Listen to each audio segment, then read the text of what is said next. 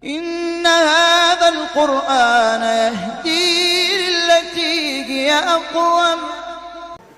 بسم الله والحمد لله والصلاة والسلام على رسول الله وبعد. سورة البقرة.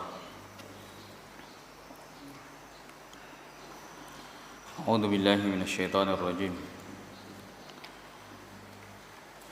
وإذ يرفع إبراهيم القواعد من البيت وإسماعيل. Wa'id dan ingatlah, yarfa'u. Wa'id dan ingatlah ketika Ibrahim meninggikan, mengangkat al-qawa'idah, pondasi-pondasi minal baiti, dari Baitullah, wa Ismail, begitu pula ditemani oleh Ismail. Wa idh yarfa'u Ibrahimul qawa'ida minal baiti wa Ismail. Baitullah atau Ka'bah ini khilaf di antara ulama tentang siapa yang pertama kali meletakkan pondasinya. Sebagian mengatakan malaikat, sebagian mengatakan Nabi Adam, sebagian mengatakan Nabi Ibrahim. Nabi Ibrahim dengan dalilnya ini. Yang mengatakan Nabi Adam atau yang mengatakan bahwa pondasi itu sudah ada sebelumnya ketika Nabi Adam meninggalkan Hajar dengan Ismail. Ya Allah, saya tinggalkan fi wadin ghairi dhi zar'in inda baitikal muharram, di sisi rumahmu. Berarti sudah ada Baitullah pada saat itu. Nabi Ibrahim itu berkunjung atau datang ke Mekah itu beberapa kali. Yang dikutip di dalam Al-Quran maupun hadis-hadis Nabi SAW itu kurang lebih 5 kali. Tapi tentu lebih dari itu. Hanya saja Al-Quran atau hadis hanya mencatatnya sebagai hal-hal yang bisa kita ambil faedahnya. Karena Al-Quran ini adalah bukan kitab sejarah yang setiap detailnya ditulis, setiap kejadian ditulis, tidak. Al-Quran adalah kitab hidayah, kitab petunjuk. Segala sesuatu yang bisa membuat kita terpetunjuk itu baru dicantumkan. Nabi Ibrahim pertama kali berkunjung ke Mekah itu ketika beliau membawa Hajar dengan Nabi Ismail.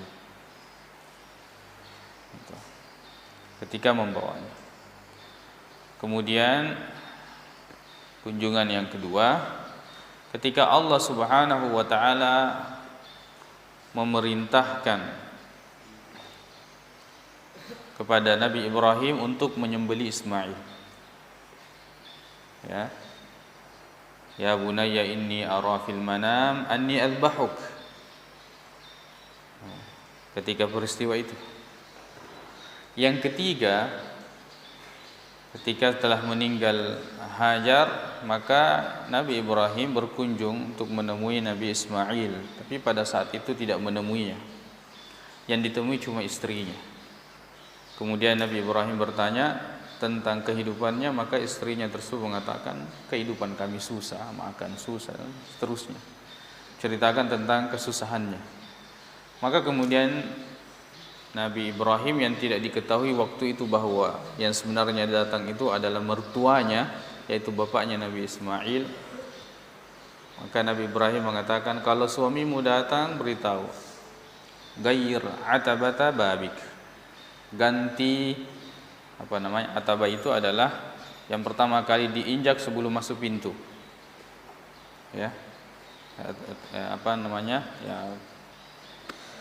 Di depan pintu.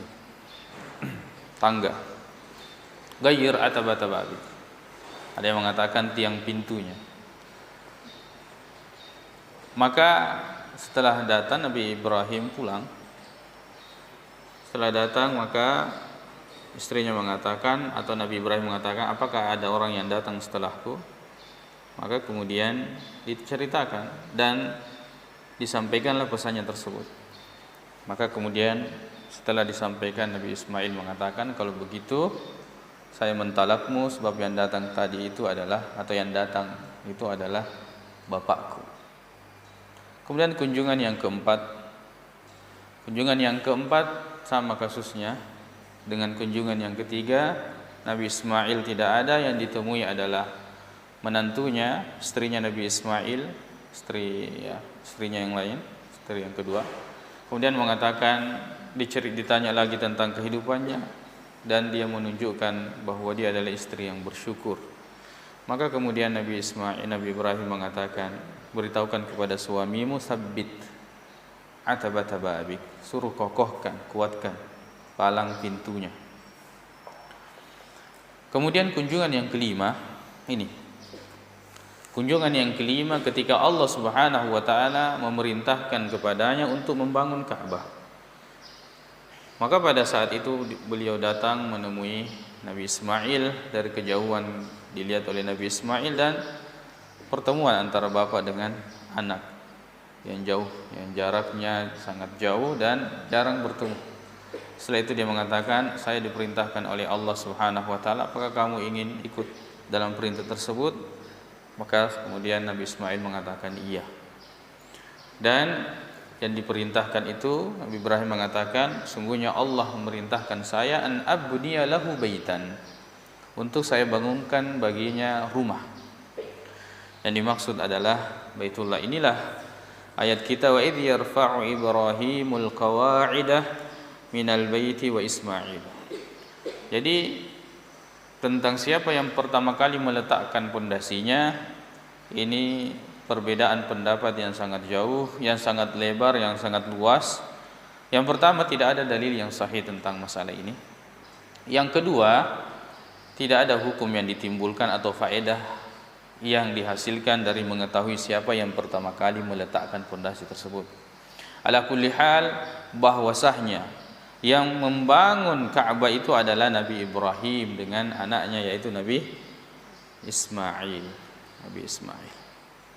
Wa idh yarfa'u Ibrahimul qawa'ida minal baiti wa Ismail Rabbana taqabbal minna. Nabi Ibrahim berdoa, ya Rabb, wahai Tuhan kami, terimalah amal, ya, taqabbal minna, terimalah amal dari kami. Beliau setelah membangun itu kemudian berdoa kepada Allah Subhanahu wa taala. Seperti inilah adabnya ketika kita selesai beramal, kita berdoa agar Allah menerimanya, agar Allah Subhanahu wa taala menerima amal. Begitu pula kepada orang lain. Begitu pula kepada orang lain yang berbuat baik kepada kita, kita doakan agar Allah Subhanahu wa taala menerima amal kebaikannya. Yang biasanya yang kita lakukan, berdoa, mendoakan orang tersebut, semoga Allah membalasmu. Coba tambahkan, semoga Allah menerima amal baikmu. Semoga Allah menerima amal baikmu. Rabbana taqabbal minna, ya, menunjukkan bahwa amal ini tidak boleh disombongkan, bagaimanapun banyaknya, bagaimanapun besarnya. Tetap seorang yang beriman itu ketika beramal, bainal khaufi bainal khauf war raja, berada di antara rasa cemas, rasa takut, dan rasa harap. Takut amalnya tidak diterima dan penuh harap amalnya supaya diterima oleh Allah Subhanahu wa taala. Beramal dengan penuh rasa khauf akan membinasakan. Beramal hanya dengan raja juga tidak sesuai dengan yang dianjurkan. Tapi orang beriman di antara khauf dan ar-raja seperti sayap. Jadi ibadah al-khauf war-raja terhadap ibadah itu seperti sayap. Ya, sayap kanan dengan sayap kiri. Dan kepalanya adalah al-mahabbah, cinta, dan ini adalah rukun ibadah. Cinta, takut, dan berharap. Rabbana taqabbal minna innaka antas sami'ul alim. Sungguhnya engkau maha mendengar setiap doa. yang dipanjatkan. Maka panjatkan doa-doa yang baik kepada Allah Subhanahu wa taala. Ini juga menunjukkan at-tawassul bi asma'illahi wa sifatihi. Bolehnya bertawassul dengan nama dan sifat-sifat Allah Subhanahu wa taala. Maksud dari bertawassul dengan nama dan sifatnya adalah kita memilih dari nama dan sifatnya yang sesuai dengan amal atau perbuatan yang kita lakukan agar Allah Subhanahu wa taala menerimanya. Misalnya seperti ini, kita berdoa maka kita mengatakan innaka antas samiul alim. Innaka antas sami'. Kita mohon ampun innaka antat tawwab dan seterusnya. Innaka antas samiul alim. Sungguhnya engkau Maha mendengar, Maha mengetahui. Rabbana, ya. Rabbana ya Rabb kami. Ini perbanyak doa setelah beramal saleh. Perbanyak doa setelah beramal saleh. Sebab itu lebih adalah termasuk waktu yang cepat diijabah oleh Allah Subhanahu wa taala.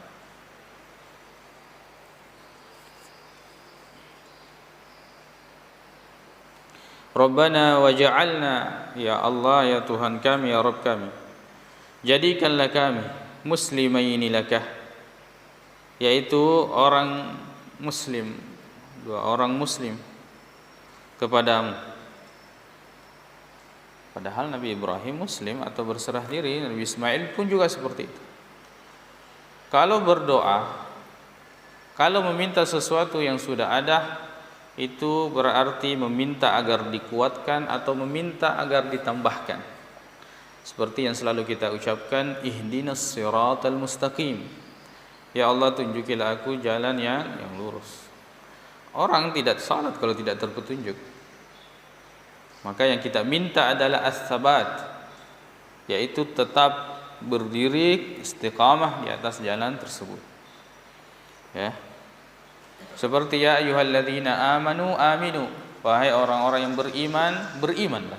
Padahal sudah dipanggil beriman tapi masih diperintahkan beriman. Faedahnya adalah az-ziyadatu wal istiqrar wal istimrar, yaitu tambahan atau menguatkan atau terus-menerus.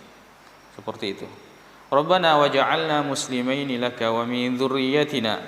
Begitu pula anak cucu kami. Begitu pula anak cucu kami. Dalam berdoa jangan pernah lupakan keturunan. Ya, baik di mana saja keturunan kita. Bukan keturunan kita itu bukan cuma anak kita. Bukan cuma anak kita. Makanya di antara yang akan disebutkan nanti di sini, doa Rasulullah SAW Muhammad itu adalah wujud doa yang dikabulkan oleh Allah dari doa Nabi Ibrahim. Kita tidak tahu yang mana keturunan kita yang kemudian yang akan mendatangkan kebaikan dan keberkahan, ya, bagi umat, dan tentu pahalanya kembali kepada kita. Rabbana waj'alna muslimaini laka wa min dzurriyyatina ummatan muslimatan lak. Umat yang berserah diri kepadamu. Berserah diri kepadamu. Doakan keturunan kita dengan doa-doa yang baik. Jangan pernah lupa berdoa. Sebab doa adalah ibadah yang paling mudah dilakukan dan tidak memiliki biaya. Semua orang bisa mengangkat tangannya berdoa. Wa arina manasikana. Wa arina ada qiraah bacaan wa arna. Wa arna. Wa arina manasikana. Ya Allah, tunjukkanlah kepada kami manasikana, tempat cara beribadah. Ya, an-nasik adalah al-abid, orang yang beribadah. An-nasak atau an-nusuk adalah ibadah. Manasikana, sebab ini kan sudah dibangun Ka'bah, maka meminta bagaimana cara beribadah di Ka'bah ini. Bagaimana cara beribadah kepada Allah di Ka'bah. Wa tub 'alaina, dan terimalah tobat kami. Apakah Nabi Ibrahim dengan Nabi Ismail melakukan dosa dengan membangun Ka'bah? Kenapa meminta taubat? Padahal Nabi itu maksum. Nabi itu adalah maksum. Sebagian ulama menjelaskan ini mencakup keturunannya. Subhanallah. Jadi doakan. Jadi bukan hanya diri kita yang dimintakan taubat, tapi untuk kemudian termasuk keturunan-keturunan kita. Wa tub alaina, dan berilah taubat kepada kami. Innaka antat tawwabur rahim. Sungguhnya engkau Maha pemberi taubat dan Maha penyayang. Ini termasuk tawassul. Wa tub alaina innaka antat tawwabur rahim. Ya. Waghfir lana innaka antal ghafurur rahim. Warzuqna innaka antal wahhab. Berilah kami kepada rezeki, engkau maha pemberi.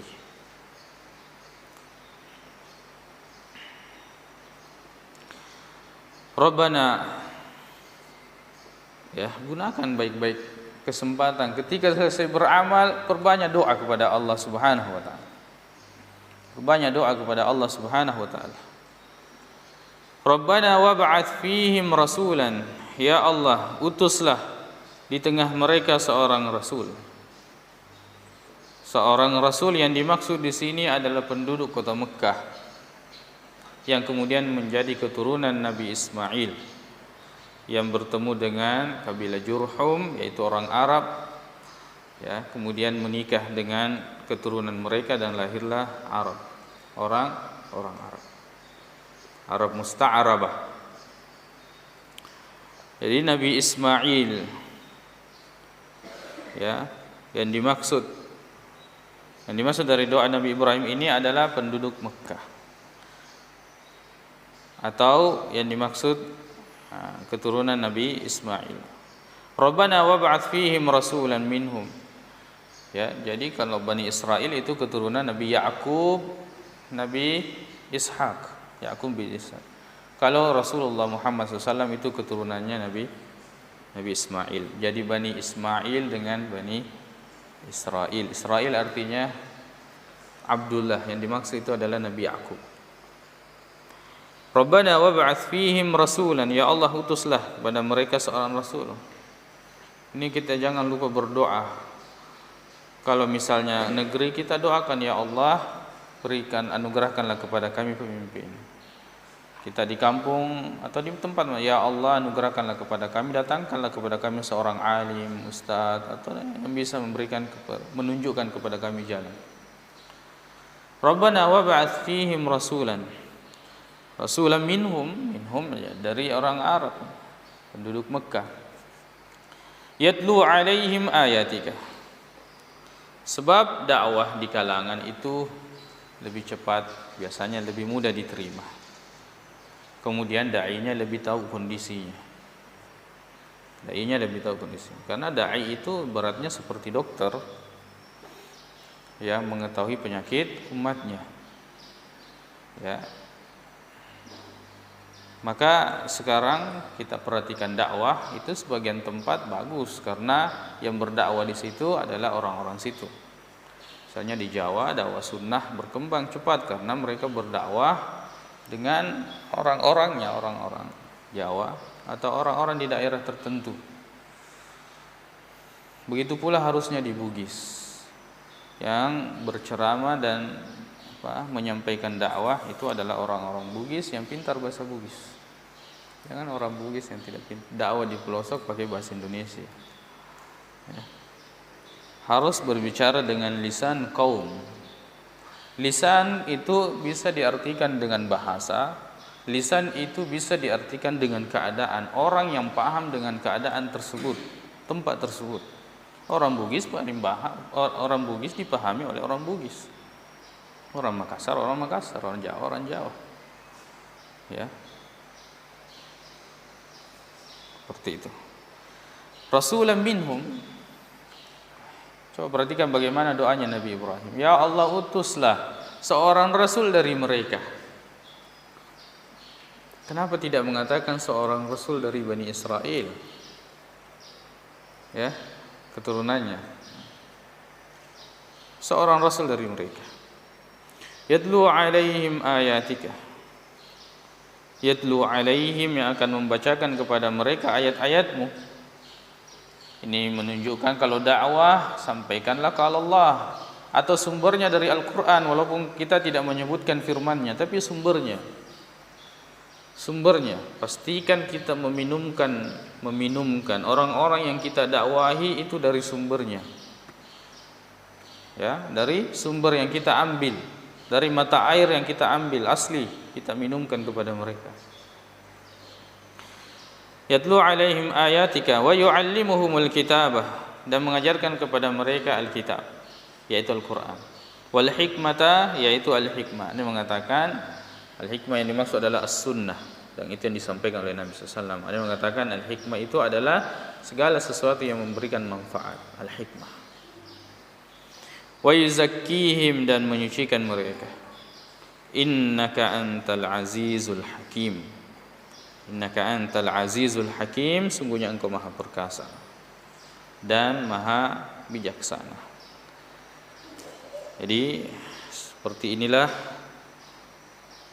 doa Nabi Ibrahim setelah membangun Ka'bah. Dan insyaallah kita akan lanjutkan pada ayat 130. Wa may yarghabu 'an millati Ibrahim. Subhanakallahumma bihamdik, asyhadu an la ilaha illa anta, astaghfiruka wa atubu ilaik. Assalamualaikum warahmatullahi wabarakatuh. إن هذا القرآن يهدي للتي هي أقوم